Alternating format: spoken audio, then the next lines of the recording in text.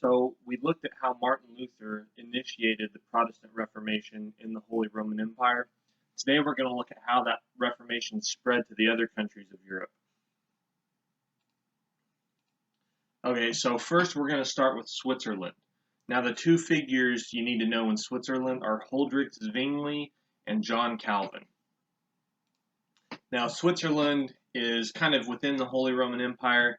It's very rugged in a geographical sense. It's decentralized.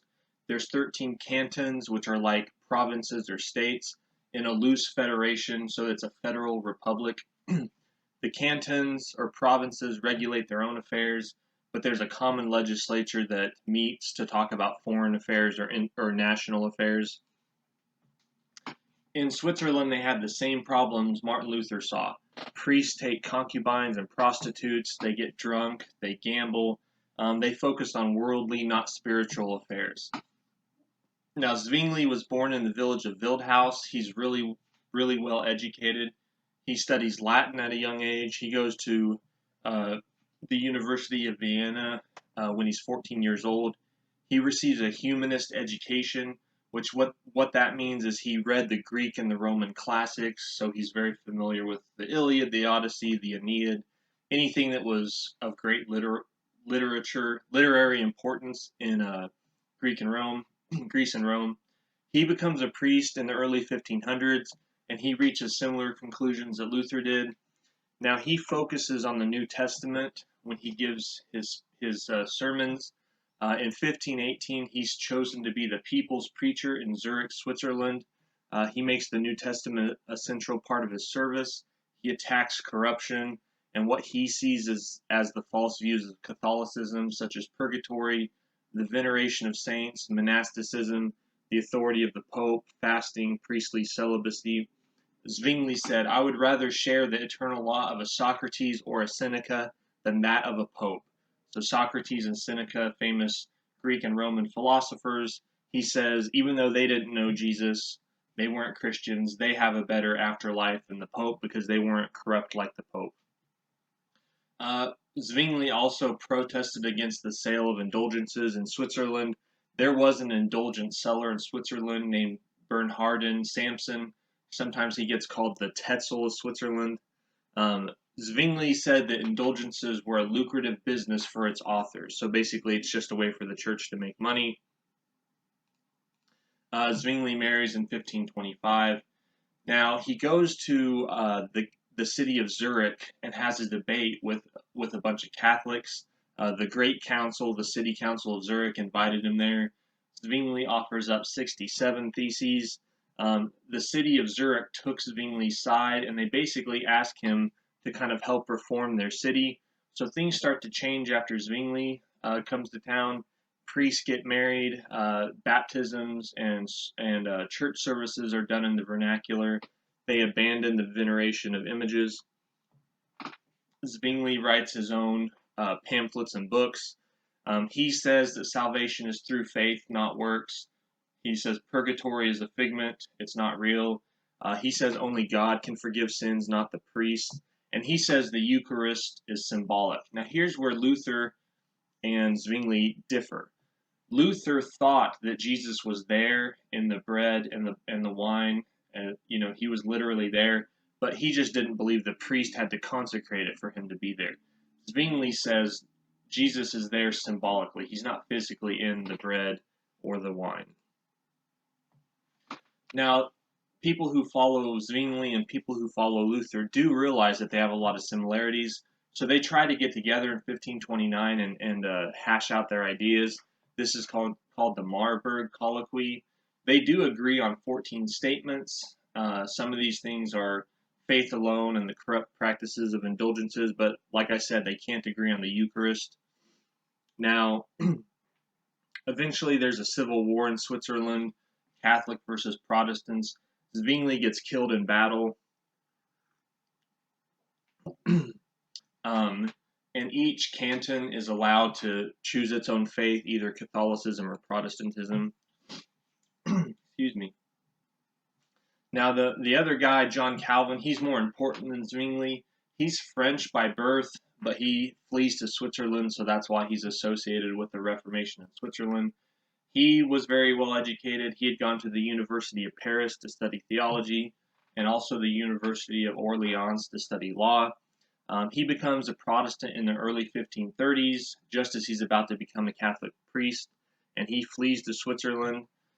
His greatest contribution is something called The Principles of the Christian Religion. This gets published in 1536. Basically, he argues that God is completely sovereign. You're saved by faith and God's grace. The Eucharist is symbolic. Obedience to God's law is the most important thing to do. He has something called the doctrine of lesser magistrates, which is just a way that he justifies rebellion in certain circumstances. And he also argues for predestination. And basically, that's Calvin's big idea is predestination. Basically, predestination is the idea that before you were born, God knows whether you're going to heaven or hell. He knows which path you're going to choose. So that decision is already made. So Calvin basically, in a weird way, kind of says it's already determined where you're going in the afterlife. You can read the quote on slide 14 that kind of shows you what he thought about predestination. Now Calvin goes to Geneva in 1536 to help the council enact reforms. He imposes a lot of regulations. He even had a man, Michael Servetus, put to death because he denied the Trinity. Eventually, he's forced to flee, but he comes back and sets up something called the Holy Commonwealth in Geneva. And this is just a city government that's run by pastors, doctors, elders, and deacons. And there's kind of a position called the consistory, or a committee called the consistory, made up of pastors and laymen, and they just oversaw morality in the city. So he actually made a lot of people angry because he would keep tabs on people. You would have people come to your home to make sure you weren't drinking or gambling or having adulterous affairs, stuff like that. So basically, you kind of have church and state joining together to stop things that they think are wrong. Calvin dies in 1564. His influence is really great. He started something called the Genevan Academy.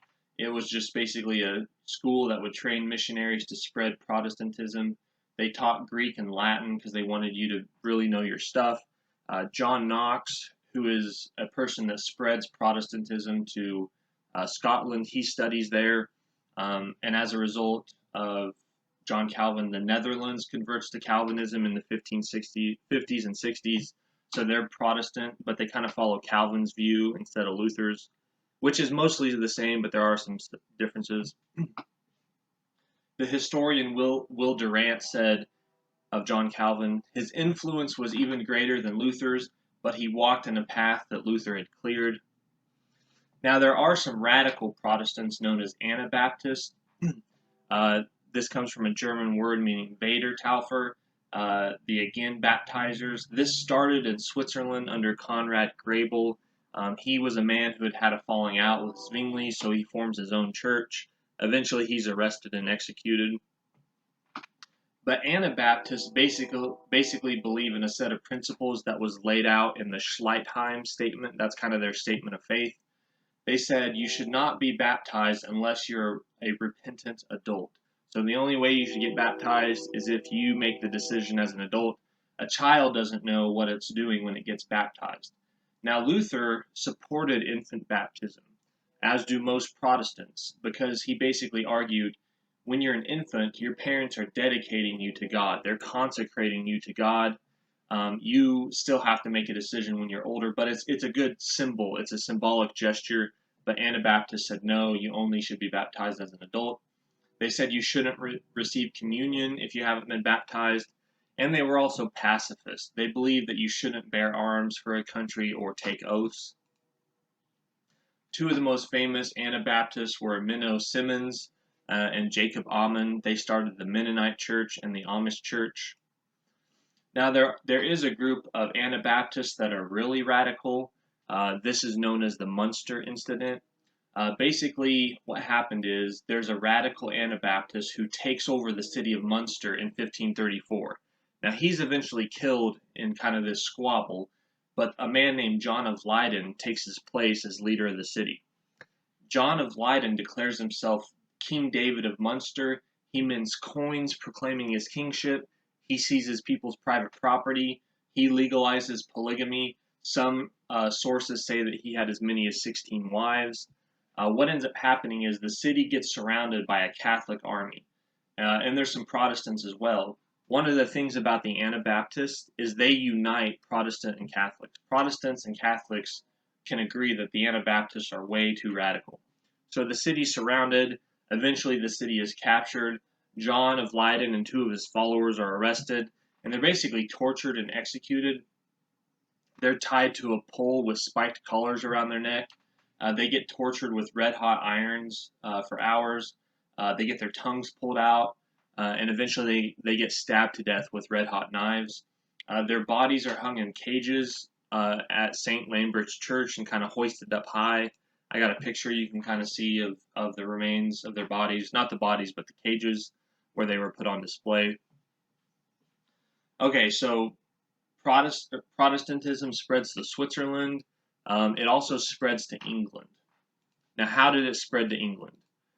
Well, it kind of all revolves around King Henry VIII. Now, King Henry VIII actually opposed Martin Luther. He wrote something called the Defense of the Seven Sacraments. So he defends the Catholic Church against Martin Luther.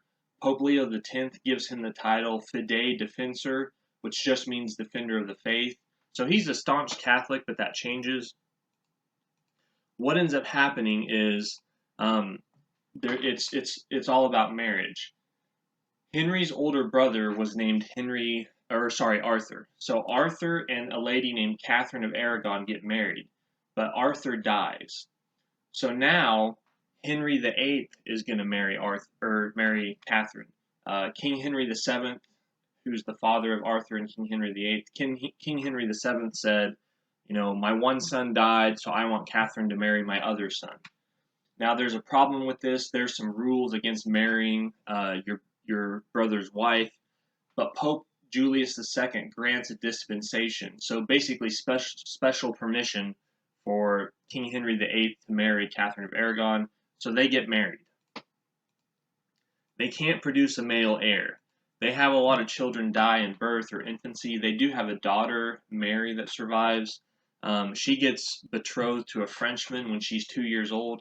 So if Henry and Catherine can't produce a male child, the future king of England will actually be a king of France. And there was a civil war in recent memory in England called the Wars of the Roses. It was basically a fight over the throne of England. So Henry is worried if he doesn't have a male heir, England might get thrown into civil war. So he tries to divorce Catherine. But here's the problem. Catherine's nephew is Charles V, that really powerful leader of Spain and the Holy Roman Empire. Charles V in 1527, he sacks the city of Rome. He captures it. He takes Pope Clement VII captive. So basically, the Pope won't grant a divorce because he's worried about Charles V. So it's a lot of politics involved. Well, what happens is Henry says, fine, I'll just make myself the head of the church in England, and then I'll grant my own divorce. And that's exactly what he does. There's something called the Reformation Parliament that meets from 1529 to 1536. And basically, they pass legislation that takes all the power away from Rome and puts it on the English throne. So they pass something called the Act of the Submission of the Clergy. Basically, the Church of England needs the monarch's permission to change church laws, not the Pope's. The Act of Supremacy in 1534, it makes the English monarch the head of the church in England. And the Church of England is also called the Anglican Church. They dissolve the monasteries in 1536. They take the church's lands. Meanwhile, while this is going on, Henry VIII falls in love with Anne Boleyn. Henry has a lot of wives. They have a daughter, Elizabeth, together, but they don't have a son. He wants a son, so he divorces her. He actually charges her with adultery and treason and has her executed. So Henry VIII dies in 1547, and he's basically got 3 children that are going to be future leaders of England: Edward VI, Mary I, and Elizabeth I. So I won't get into all the details, but what ends up happening is right before he died, Henry VIII put Protestant tutors in charge of Edward VI. Edward VI is something like 9 years old when he becomes king, so all his advisors are Protestants. England becomes a very Protestant country under Edward VI. Edward VI, though, is a sickly child. He dies in 1553, and Mary I, his half-sister, takes the throne. Now, her mother was Catherine of Aragon. Mary is a very devoted Catholic. So she takes the country back towards Catholicism. She bans literature that was Protestant. She burns Protestants at the stake. There's a place called the Smithfield Market just outside of London. She has almost 300 Protestants burned to death for being Protestants there. That's how she gets the nickname Bloody Mary. What ends up happening is she dies, and Elizabeth I, her half-sister, takes the throne. Elizabeth I is Protestant. She takes the country back in a Protestant direction, but not a radical one. Basically, Elizabeth I does something called the middle way. She realizes that there's a lot of Catholics and a lot of Protestants who can kind of agree on stuff. It's just the radical Protestants and the radical Catholics that don't get along. So I'm going to make the Church of England kind of feel and look Protestant and Catholic, kind of mold them together. So basically, the Church of England, it believes in Protestant theology. You're saved by faith. You know, the Bible should be in English, but it also keeps fancy priests' clothing. It keeps a hierarchy of bishops. So it kind of looks and feels Catholic, but it thinks in a Protestant way. The Act of Uniformity just made Elizabeth I the supreme governor of the Church of England, so it kind of takes away the Pope's authority. Later on, the Protestant Reformation spread in Scotland. The figures here are James VI, Mary of Guise, and Mary, Queen of Scots. And what ends up happening is basically the nobles in Scotland rebel against the ruling family. John Knox helps spread the Protestant Reformation, and basically Scotland becomes a Protestant country. I won't spend a lot of time on it, but they become a Protestant country. Protestants agreed on a lot of stuff. They don't agree on everything. They agreed that salvation is through faith, not good works. They believe that the Bible should be the authority for the Christian, not what the Pope or church councils say. They believe in the priesthood of all believers. And they believe that the highest form of Christian life is basically living your daily life for God. So you can be a farmer, a merchant, a blacksmith, and you can live just as devoted to God as a priest or a bishop can. Okay, so Protestantism has spread to the Holy Roman Empire, Switzerland, the Netherlands, Scotland, England. What was the Catholic Church doing this whole time? Well, there's something called the Catholic Reformation that we're going to talk about. Now, some historians call this the Counter-Reformation, and some call it the Catholic Reformation. People who use the term Counter-Reformation, they basically say, look, the Catholic Church was just reacting against Protestantism. The Catholics never would have reformed if the Protestants hadn't come along and pushed them. But historians who use the word Catholic Reformation, they basically say, look, the church was already dealing with church abuses. They would have had their own Reformation, their movement of reform, even if the Protestants had never done their deal. In 1527, the Protestant Reformation is about 10 years old. Hundreds of thousands of Catholics are leaving the church. Rome gets sacked by Charles V.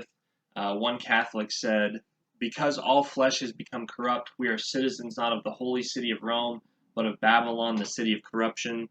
Another Catholic said, "I see that our Holy Mother, the Church, has been so changed that she seems to have no tokens of her evangelical character, and no trace can be found in her of humility, temperance, continence, and apostolic strength." Sebastian del Piombo was going to paint a monk in the chapel at San Pietro, but Michelangelo said you shouldn't paint a monk in there. He said, "The monks have spoiled the world, which is so large. It would not be surprising if one should spoil the chapel, which is so small." So basically what happens is There's a series of reformers within the Catholic Church, and these are by no means are all of them. Francisco Cardinal Jimenez de Cisneros was a Catholic cardinal. He served the Catholic Church in Spain. He was the personal confessor of Queen Isabella of Spain. He reformed the monasteries in Spain. He started the University of Alcala, which basically brought intellectuals from all over Europe to basically work on Christian teachings. They created their own Bible that had Greek, Latin, and Hebrew all next to each other, so you could basically compare the languages to kind of have a better understanding of the Bible. So he's kind of an intellectual reformer, I guess you could say. Saint Filippo Neri, he was from Florentine, but he later moved to Rome. He focused on living an austere lifestyle.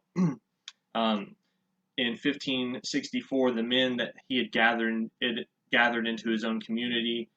They started a community called the Congregation of the Oratory, where they basically worked on worshiping and creating sermons that would kind of help people learn about Christianity. Saint Ignatius of Loyola is probably the most famous one. Now he had been a soldier for Spain. He gets wounded. While he's recovering from his wound, he becomes a Christian. He wasn't, but he reads the Bible and books about the lives of the saints. He becomes a Christian and he founds the Society of Jesus, which is also known as the Jesuits. They're basically like intellectual soldiers. They traveled all over the Holy Roman Empire.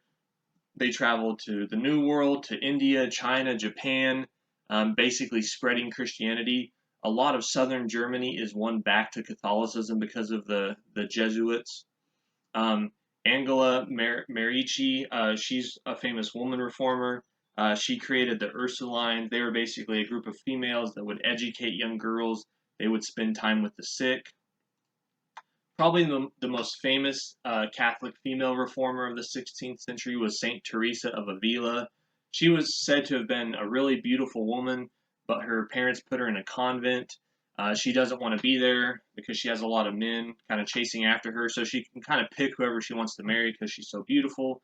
But she has a near-death experience, and she basically devotes her life to God. She reforms monasteries for women. She writes an autobiography about her life that has a big impact. So she's a big reformer.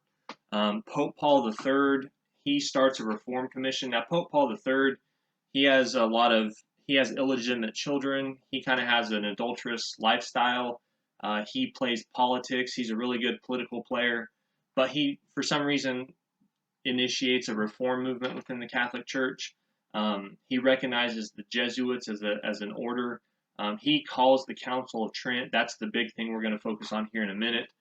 He summons the people, the archbishops and bishops in Rome. A lot of people from Spain, England, Germany, France would come to Rome on church business, and then they found out Rome is so nice they didn't want to go back home. So he would kick them out and say, "You have to go back home and serve your people."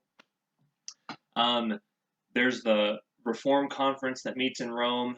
Pope Paul III says, I want you, this committee, I want you to tell me everything that's wrong with the Catholic Church.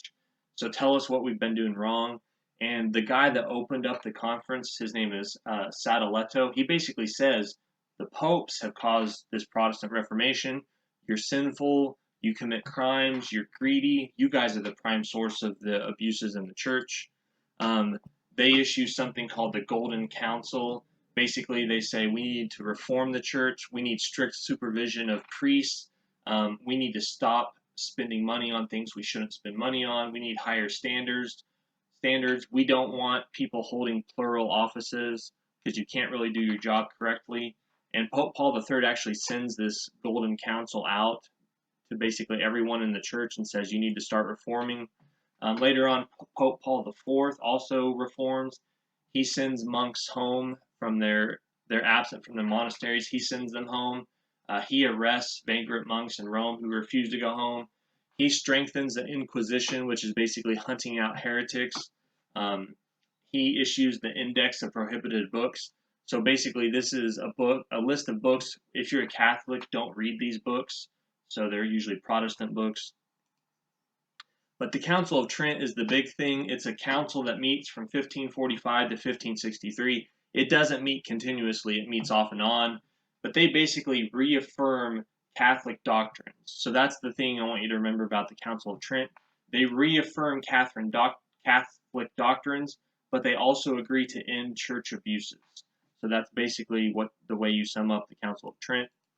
And if you look at that last slide, you can see before and after the Protestant Reformation, basically Europe is fractured religiously. Next time we'll look at some of the religious wars.